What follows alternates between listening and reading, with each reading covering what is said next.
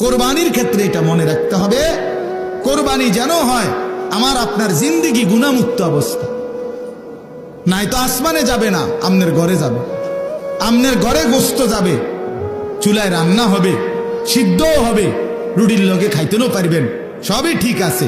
কিন্তু আসমানে যেতে হলে, আল্লাহর কাছে যাইতে হলে তাকওয়া লাগবে, তাকওয়া লাগবে।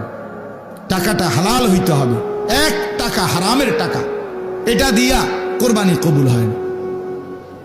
এবং হারাম টাকার শরিক যে হয় তার কারণে বাকিদের কোরবানিও কবুল হয়।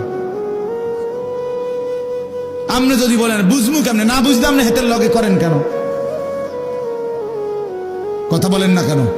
আপনি 1.5 লাখ টাকা 3 লাখ টাকার গরু লোক দেখাইতেন গেলেন কেন? আপনার সন্দেহ হয়, আবার সামর্থ্য আপনার পুরা নাই, কম, আপনি পুরা পারতেন না 1 লাখ টাকার কোরবানি দিতেন, আপনি খাসি কোরবানি দেন। এটা তো ইবাদত, এটা তো গোস্ত খাওয়া না। কথা বুঝছেন?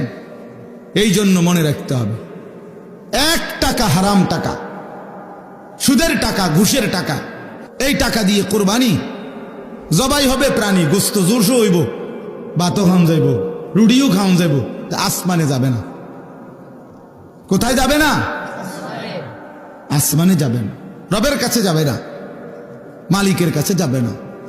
কথা শক্ত হইল, এটাই সত্য।